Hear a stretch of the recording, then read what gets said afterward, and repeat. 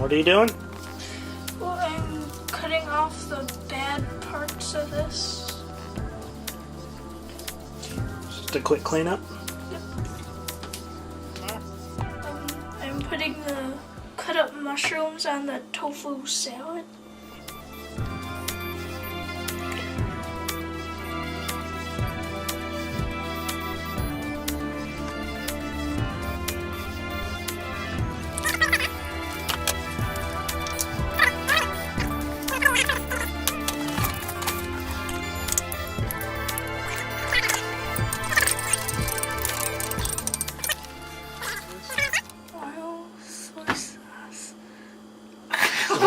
Ginger paste and lemon juice. Okay. So it should be tangy and salty. A little bit of oil. So just pour it straight on top of that. All of it. Dump it. And that should be kind of a good marinade.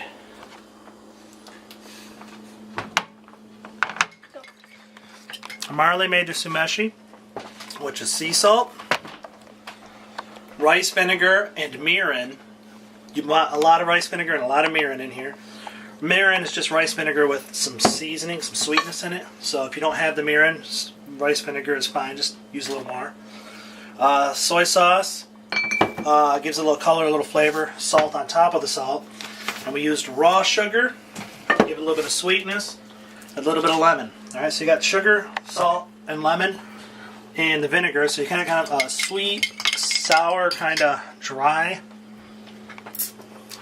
It's a little heavy on the soy sauce, but we'll mix it in and then we can adjust as we go. Ready? Alright, so we got the rice, nice and fluffy.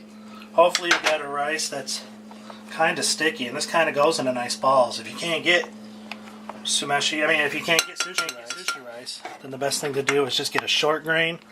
Hopefully something real sticky. I'm opening it up. You don't see a ton of water down here. I was telling Marley, you'll learn to smell by the smell that the rice is done. You watch the clock, but if you're like me and you get a scatterbrain, the smell usually will tell you before the timer will. I used a little less water. It's usually about 2 cups of water to 1 cup of rice. About 20 minutes.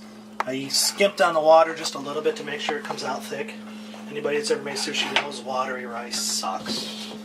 So I'm going to dump this in here and I'm going to hand it off to Marley, who's going to do the sumeshi mix. All right. With this? Yep, go ahead and dump that in. Marley's mixing in the sumeshi water.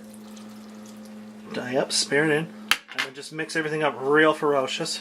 You want to not spill rice everywhere, but you want to get all of it soaked in so that you see the seeds, and hopefully if you've got enough soy sauce in there, you'll see all the rice kind of just tint the tiniest bit of brown. One of the reasons I like to put the seeds in is so that I can see visually that the sumeshi's been mixed very well. If you got sesame seeds, or in this case we cheated with poppy seeds, if you see them evenly mixed throughout, you know your liquid's probably mixed in really good. This part's very important. It gets the rice just the right flavor. A lot of people think sushi is nothing but rice, but that sumeshi helps it all stick together, and it gives it just that slight flavor that really makes it taste and smell good. It smells pretty strong right now with all that steam, don't it? Yeah. Once it cools down, it won't smell quite as strong, and it won't taste quite as strong. What are you doing, Mar?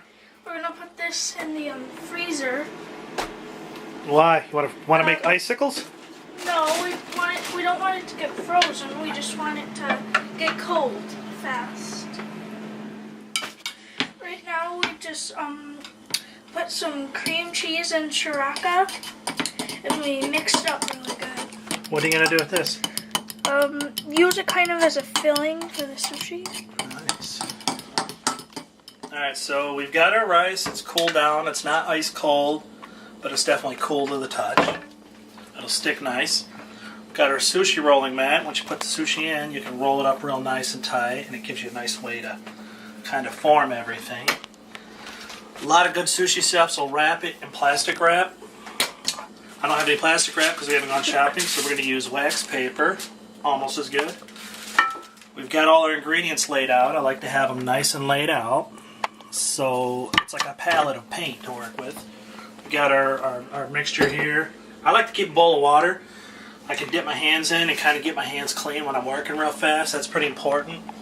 A lot of times you can pour in a little bit of rice vinegar too. The rice vinegar in the cold water helps keep the rice from sticking to you because it will stick to everything. And then most importantly, we've got our seaweed, our nori, N-O-R-I, nori sheets. Alright, so you see I'm kind of just mashing it down. My hands are getting sticky, so I'll rub some water on. Let you kind of work over the rice. You don't have to be absolutely perfect, but you want to get it close. Okay, so you see how I'm pretty much to the edges. I don't have a mountain, I've got a nice flat layer. Try to mash it down. As you mash it down, you can kind of work it where you want. Pretty much get all the way to the edges, leave a strip here, okay? Follow me so far? Yep. This one is the one we'll do the stuff on.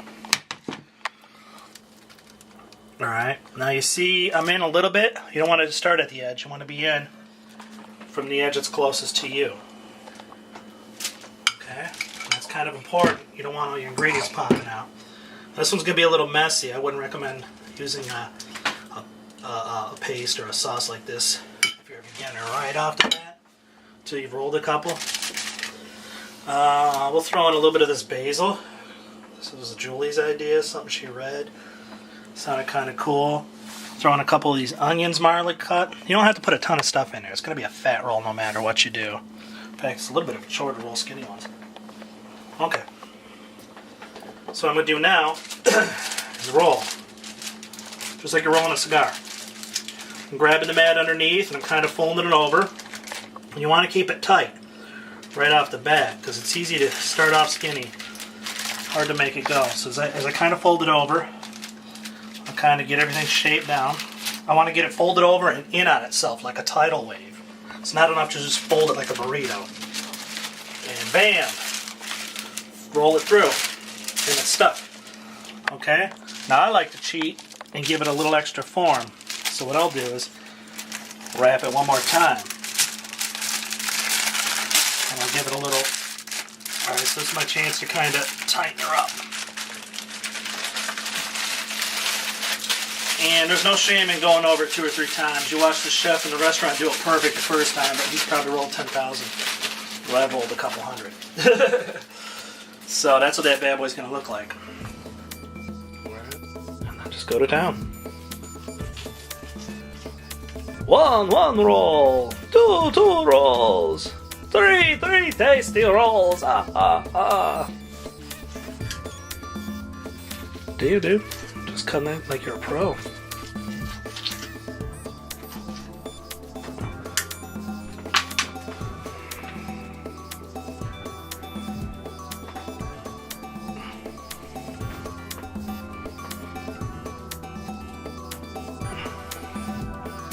True sushi master never leaves mistakes behind for people to see.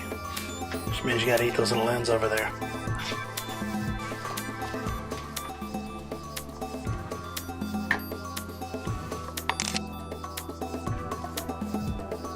Very good. Best sushi I ever had.